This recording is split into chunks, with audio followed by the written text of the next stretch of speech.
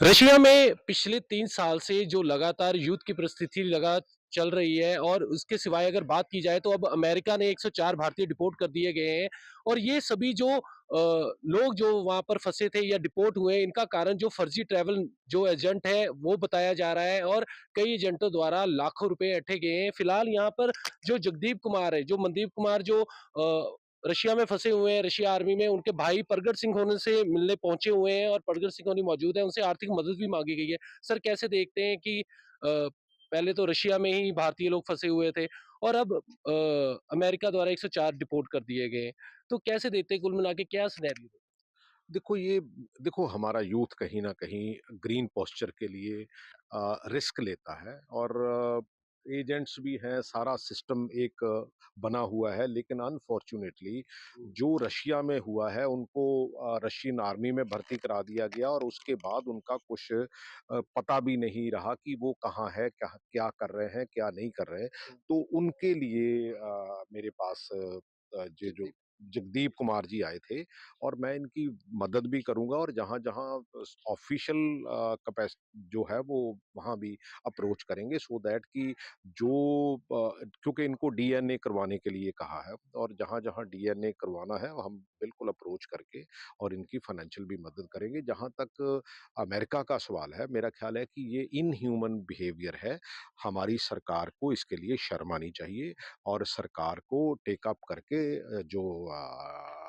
जो अमेरिकन सरकार से ऐसा बिहेवियर जो नहीं होना चाहिए। अगर कंबोडिया का प्रेसिडेंट अगर सिविलियन प्लेन भेज के उनके जो लोग हैं उनको वापस लेके जा सकते हैं तो हम और वो भी अमृतसर को लैंड करवाना क्योंकि जबकि मैं नहीं कहता कि ये जो लड़के थे कुछ हरियाणा से थे, कुछ गुजरात से थे और ज़्यादा थे पंजाब से।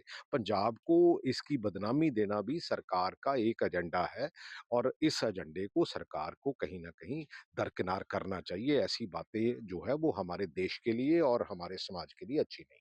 कैसे देखते हैं क्योंकि भारतीय लोगों को लेकर अगर बात की जाए तो पहले यूक्रेन रशिया का युद्ध चल रहा है, अब अमेरिका द्वारा डिपोर्ट कर दिया मतलब दोगुनी जो मार है वो भारतीयों को पड़ रही है। तो ऐसे में देख रहे हैं कि सरकार की तरफ से क्या आर्थिक सहायता की जाएगी? नहीं, आर्थिक सहायता देखो हमें बेसिकली बच्चों को जॉब अपॉर्च्युनिटीज़ के लिए तैयार करना चाहिए। हमारी जो स्किल्ड जो डेवलपमेंट है वो नहीं है।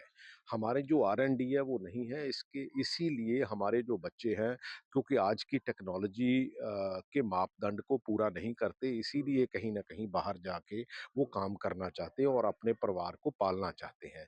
लेकिन हमारे सरकारों का ये काम है कि हमें जो एजुकेशन सिस्टम है उसमें बदलाव लाके हुँ, हमें क्योंकि देखो पिछले समय में टेक्नोलॉजी में बहुत चेंजेस आई हुँ, जो हमारे बच्चे जो है वो कहीं न कहीं समय के साथ चल नहीं पा रहे हैं। हुँ। तो यही कारण है कि बच्चे कहीं न कहीं इधर-उधर भटक रहे हैं। तो कैसे देखते हैं अब क्योंकि जगदीप कुमार आए हैं, ऐसे कई और लोग हैं, तो इनसे क्या बातचीत हुई है? क्या इन्होंने बताया कि क्यों डीएनए माँगी गई? देखो बेसिकली यहाँ-वहाँ कुछ डेड बॉडीज़ हैं इंडियंस की, तो वहाँ कहाँ की पे रशिया सरकार में? ने रशिया में, वो वहाँ उन्होंने कहा कि हमें डीएनए कम से कम डीएनए मैच करके ही हम जो है वो आपको बॉडी दे सकते हैं, अदरवाइज़ शायद उनके पास इतनी इन्फॉर्मेशन नहीं है जितनी इन्फॉर्मेशन होनी चाहिए। तो नंबरिंग क्या है डेड बॉडी की कुछ पता है? कुछ आइडिया नहीं है लेकिन कुछ लोग वहाँ जो जिनकी डेड बॉडीज़ हैं। अगर बात की जाए तो अमेरिका से के जो लोग आए हैं, उनकी कई वीडियो भी आई है, उन्होंने आपबीती सुनाई है, बताया कि हाथों में हथकड़ी थी, पैरों में ज़ंजीर डाली हुई थी, ऐसे उनको लेकर आया गया।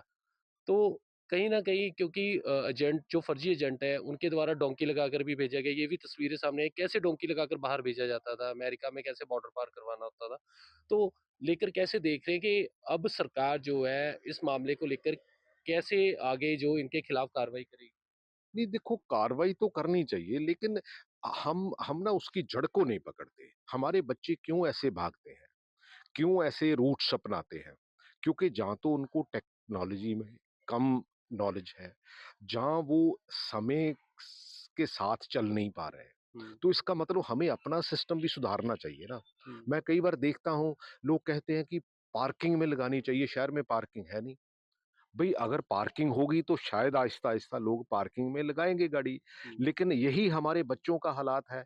अगर हम उनको समय का हानि नहीं बनाएँगे, हुँ। तो अल्टीमेटली हम पीछे रह जाएँगे, हमारा देश पीछे रह जाएगा। क्योंकि हर बंदे ने अपने परिवार को पालना तो है, अपना रोज़ी-रोटी तो कमाना है।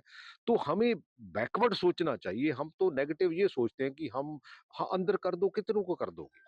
भई जितने फर्जी एजेंट्स हैं, फर्जी एजेंट वैसे होना नहीं चाहिए, लेकिन कितनों को अंदर कर दोगे? क्योंकि पीछे अमृतसर में भी एक मामला सामने आया था, जो श्रीलंका के नागरिक थे, उन्हें किडनैप किया गया था और वही जो अक्यूज़्ड है, अंकित डोंकर, वो ही इसी मामले भी है क्योंकि नहीं इनके वो जो भाई को देखो या और लोगों देखो को भी उसने देखो फँसाया था।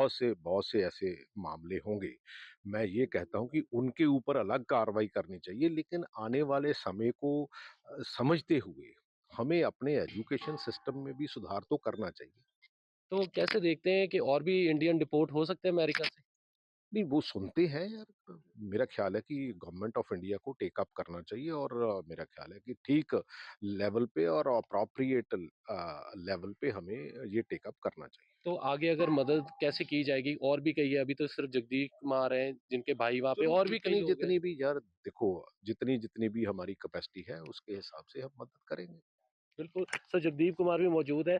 प्रगट सिंह से मिले हो आप, क्या आश्वासन दिया है? कैसे मदद की जाएगी? क्या बताया उन्होंने? उन्होंने मेरी आर्थिक तौर पे भी हेल्प करने की उन्होंने पेशकश की है उन्होंने अपनी ओर से, क्योंकि मैं ही मिलने आया था उनसे, हुँ, रिक्वेस्ट करने आया था, क्योंकि बाकी मैं भाग-दौड़ के अभी बहुत परेशान हो चुका हूँ पार्टियों के पास।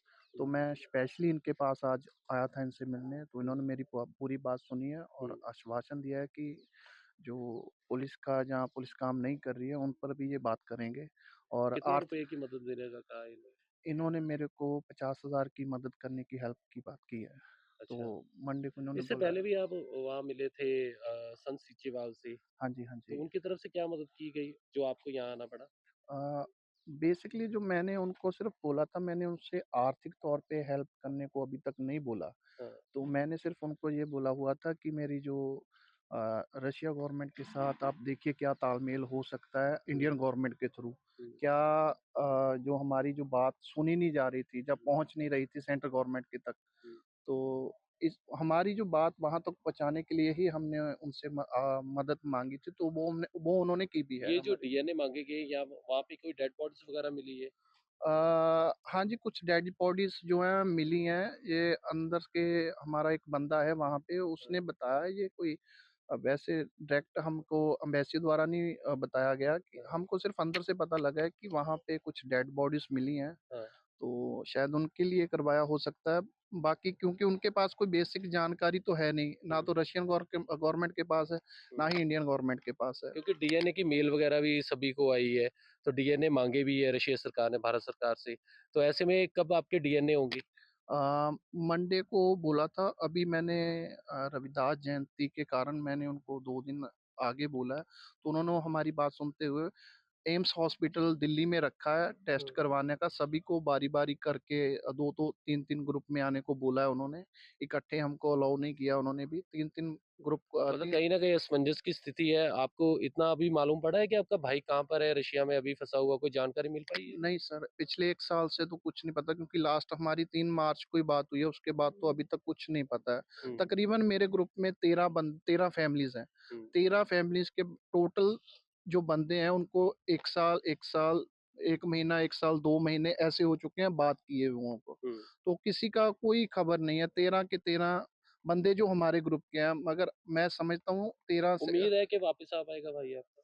अ, हमारी तो कोशिश जारी है, मगर मैं कुछ कह नहीं सकता इसके बारे में अभी। तो अभी आप डीएनए कहाँ पे होंगे? यहाँ हो रहे हैं कि दिल्ली में हो रहे हैं? दिल्ली में, दिल्ली एम्स हॉस्पिटल में।